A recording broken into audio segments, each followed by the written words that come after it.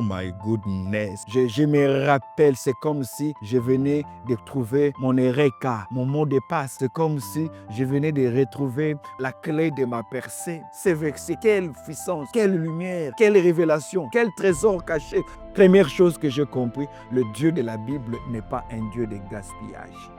L'homme est aux yeux de Dieu l'élément déterminant de ce que Dieu fait dans un environnement ou dans un territoire donné. Dieu est aussi le Dieu du contentement. Il fait les choses selon la qualité, la nature, les compétences, les aptitudes, les habiletés de l'homme qu'il a à sa disposition. Des hommes moyens présenteront aux nations un évangile moyen. Des hommes excellents présenteront en leur génération un évangile excellent.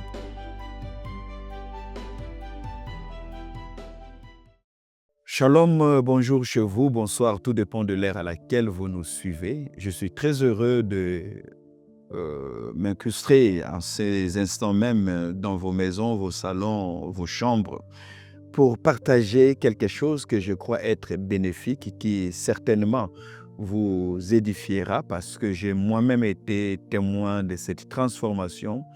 Et d'entrée de jeu, je commencerai par me présenter. Je suis le docteur Silas Mimile Makangu. Je suis pasteur responsable de l'église Cité Rama, une très bonne et belle église que nous avons le privilège de diriger ici à Kinshasa, dans la commune de la Gombe. Je suis avec vous spécialement pour vous partager un certain nombre de choses. Désormais, je serai avec vous pour une série d'émissions pour parler de 7 versets bibliques qui ont eu à transformer ma vie. Les 7 versets bibliques qui ont été à la base des shifts dans ma vie, dans mon ministère et même dans ma carrière professionnelle. Ces 7 versets bibliques sont pour moi l'essentiel jusque-là de ce que la Bible aurait contenu. C'est-à-dire, même si on m'a arraché tous les autres versets de la Bible, en me contentant de ces 7 versets bibliques, je crois que je pourrais me refaire, me renaître, me réinventer. Et j'ose croire que c'est aussi le cas pour vous. La vie, elle est faite d'épisodes et chaque révélation d'un verset biblique est censée nous apporter plus de lumière et nous propulser vers une autre dimension de la vie et du ministère. Le tout premier verset que j'aimerais partager avec vous est celui-ci. Genèse chapitre 2, le verset 5. Lorsque Dieu fit une terre et des cieux, aucun arbuste de champ n'était encore sur la terre, aucune herbe de champ ne germait encore, car l'Éternel Dieu n'avait pas fait pleuvoir sur la terre. Et il n'y avait point d'homme pour cultiver le sol. Waouh, je me rappelle encore. J'étais dans des moments de questionnement, moments d'interrogation et lors d'une conférence, un prédicateur a lu ce verset, mais il ne l'a pas exploité. Il a lu 4 et 5 versets, et vous savez, c'est la maladie de nous, les prédicateurs. Nous avons beaucoup de choses à dire, mais en si peu de temps. Il ne l'a pas exploité, mais j'ai entendu dans mon esprit la voix du Seigneur me dire, lis ces passages. Le verset en question, laissez-moi vous dire, n'est pas premier parce que ça a été la toute première révélation, mais je l'apprends aujourd'hui, je décide parce qu'elle a apporté une révolution intellectuelle, spirituelle extraordinaire. Oh my goodness, Karaboshetariababa. Je me rappelle, c'est comme si je venais de trouver mon Eureka. C'est comme si je venais de trouver mon mot de passe. C'est comme si je venais de retrouver la clé de ma percée. C'est quelle puissance, quelle lumière, quelle révélation, quel trésor caché. Lorsque Dieu fit une terre et des cieux, aucun arbuste de champ n'était encore sur la terre. Dieu a déjà créé la terre, il a créé les cieux, mais il n'y a pas d'arbuste. Et aucune herbe de champ ne germait encore, car Dieu n'avait pas fait pleuvoir sur la terre. Pourquoi il n'y avait pas d'arbres? Pourquoi il n'y avait pas d'arbustes? Pourquoi il n'y avait pas d'herbe? Parce que Dieu n'avait pas encore fait pleuvoir. Et la question, pourquoi Dieu n'a pas fait pleuvoir? La réponse est celle-là, parce qu'il n'y avait point d'homme pour cultiver le sol. Première chose que j'ai compris, le Dieu de la Bible n'est pas un Dieu de gaspillage. Il ne fait rien par anticipation, il ne fait rien par précipitation, il ne fait rien par démonstration. Il fait toutes choses à dessein. Il fait toutes choses selon les normes, selon la règle. C'est-à-dire, s'il n'y a pas de terre, s'il n'y a pas d'homme, Dieu ne fera pas pleuvoir. Et si Dieu ne fait pas pleuvoir, il n'y aura pas de plantes, il n'y aura pas d'herbe. Ce qui signifie, l'homme est aux yeux de Dieu l'élément déterminant de ce que Dieu fait dans un environnement ou dans un territoire donné. Ce qui m'a amené à comprendre que la qualité d'homme que Dieu a détermine aussi la qualité des œuvres de Dieu dans une génération et dans un territoire donné. Donnez à Dieu un homme moyen, vous verrez des miracles moyens. Donnez à Dieu un homme excellent, vous verrez Dieu accomplir des choses excellentes. Et donc, j'ai compris depuis ce jour-là que l'essentiel n'était pas d'avoir Dieu. L'essentiel, c'était aussi de se poser la question, quelle qualité d'homme avons-nous? Dieu est aussi le Dieu du contentement. Il fait les choses selon la qualité, la nature, les compétences, les aptitudes, les habiletés de l'homme qu'il a à sa disposition. Des hommes moyens présenteront aux nations un évangile moyen. Des hommes excellents présenteront en leur génération un évangile excellent. Et c'est là où j'ai compris que Dieu m'a mené à ne pas seulement prier pour que Dieu améliore la qualité des choses qu'il fait pour moi, mais que je devais moi-même aussi commencer à m'améliorer pour élever les standards. Parce que ici, j'ai vite compris, ce qui est surnaturel pour moi est naturel pour quelqu'un d'autre. Pourquoi? Parce que cette personne-là a des habiletés naturelles, intellectuelles qu'il a déjà développées. Ainsi, ce que moi j'appelle miracle, pour lui, ce n'est plus un miracle. Voyez-vous? Et donc, je décidais par ces versets bibliques de mettre le curseur sur moi-même, de travailler ma façon de parler, de travailler ma façon de réfléchir, de travailler ma façon de faire, de commencer par moi-même à considérer l'excellence comme étant le standard le plus bas, afin de ne pas vivre la médiocrité avec un Dieu excellent, afin de ne pas échapper à la grandeur de Dieu simplement parce que moi-même j'étais limité. Ici, j'ai compris une chose, que beaucoup d'entre nous sont des hommes inachevés, forts spirituellement, faibles intellectuellement, faibles ou fragiles émotionnellement.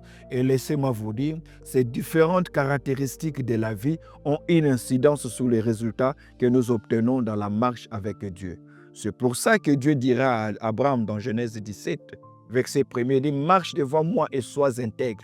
Sois intègre signifie sois entier. Sois intègre signifie sois complet.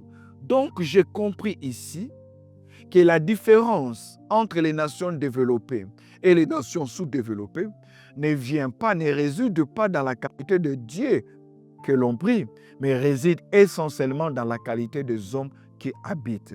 Quand on est un homme inachevé, on est un homme médiocre, on est un homme à une vision très très limitée, eh bien, l'on n'aura que le 1/10 de ce que Dieu a en réserve pour nous, non pas parce que Dieu ne veut pas le faire, mais parce que notre humanité est inachevée. Notre humanité est une humanité déséquilibrée. Nous aimons la divinité, mais la question qu'il faut se poser, cher ami, quel est le niveau de votre humanité? Êtes-vous un homme fort spirituellement? Êtes-vous un homme fort du point de vue intellectuel? Ou bien vous êtes un homme faible et vous vous attendez au surnaturel? Bien-aimés frères et sœurs, ce verset a changé ma vie. Ce verset m'a poussé à lire pour être un bon prédicateur. C'est très important. Donnez à Dieu un homme, vous constaterez qu'au niveau, avec une sanctification égale, avec une vie de crainte de Dieu égale et une vie de prière égale, deux hommes auront des résultats différents, non pas parce que le Saint-Esprit est différent, mais parce que la constitution humaine de chacun d'entre eux est différente. Quelqu'un qui est de nature organisée vous montrera un Dieu organisé. Quelqu'un qui est de nature très organisée, qui aime les improvisations, vous montrera aussi un Dieu qui ne fait rien par planification, toute chose par improvisation ou par miracle. Je vous exhorte donc, vous aussi, à vous poser la question, si humainement parlant, vous êtes en train de grandir, eh bien, vous remarquerez aussi que la qualité de vos prières vont s'améliorer. Vous ne demanderez pas à Dieu les choses que les autres ont trouvées sans Dieu. Il n'y aura pas d'impact si nous inviterons les païens à venir dans nos églises pour obtenir les choses qu'ils ont obtenues sans Dieu. C'est-à-dire, nous devons nous rassurer que nous avons élevé notre niveau d'humanité, notre niveau de compétences, notre niveau de compréhension, notre niveau d'agressivité professionnelle pour pouvoir atteindre le même niveau que nos frères de la génération, nos amis païens, et ainsi nous obtiendrons de Dieu ce que eux humainement ne peuvent pas obtenir. C'est cela, raison pour laquelle, quand Israël arrive dans la terre promise, la manne cessa de tomber. Pourquoi? Parce que dans la terre promise, on n'a plus besoin du miracle de la manne, parce que dans la manne, dans le désert, on avait la manne parce que c'était le désert. Mais une fois qu'on arrive dans la terre promise, le ciel se ferme, il n'y a plus de manne. Travaillez. Ne soyez pas trop dépendants de la manne. Travaillez pour diversifier la qualité de votre pain. Travaillez pour diversifier ce que Dieu vous donne. Eh bien, vous verrez la grâce de Dieu et vous verrez la puissance de Dieu. Donc, ce verset a énormément changé ma vie. Ce verset a bouleversé ma vie.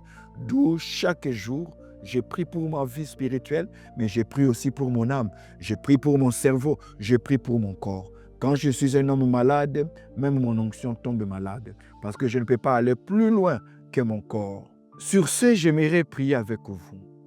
J'aimerais que Dieu vous aide, que le Saint-Esprit vous vienne en aide, pour que vous aussi, vous soyez transformés, humainement parlant, que vous deveniez meilleurs pour votre vocation et pour votre appel.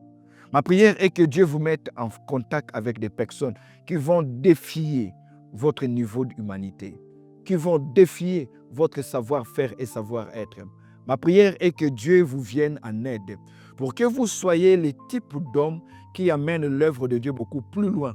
Non pas parce que Dieu s'est amélioré, mais parce que l'homme s'est amélioré. Père, j'ai prié pour mon frère, j'ai prié pour ma sœur. Toi qui renforces nos capacités, toi qui nous rends meilleurs, j'ai prié aujourd'hui que tu nous donnes la capacité de nous améliorer pour dépasser le niveau de l'apôtre Pierre et atteindre avec nous les aptitudes de l'apôtre Paul, afin que l'évangile quitte le monde de Jérusalem et aille vers les nations, selon que tu as dit toi-même dans Actes des Apôtres chapitre 9. Je prie, ô Dieu, que tu donnes à ce frère, que tu donnes à cette sœur qui me suit aujourd'hui, des compétences intellectuelles.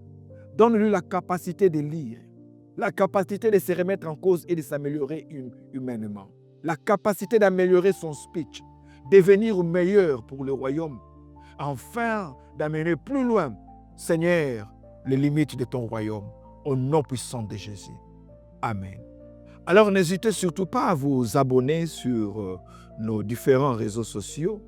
Vous ne manquerez d'être édifiés. Nous serons de temps en temps avec vous pour vous édifier, pour nous donner ce que le Seigneur a placé dans notre esprit, pour votre édification, pour votre épanouissement. Que le Seigneur vous bénisse. Nous vous aimons énormément. Nous disons à la prochaine.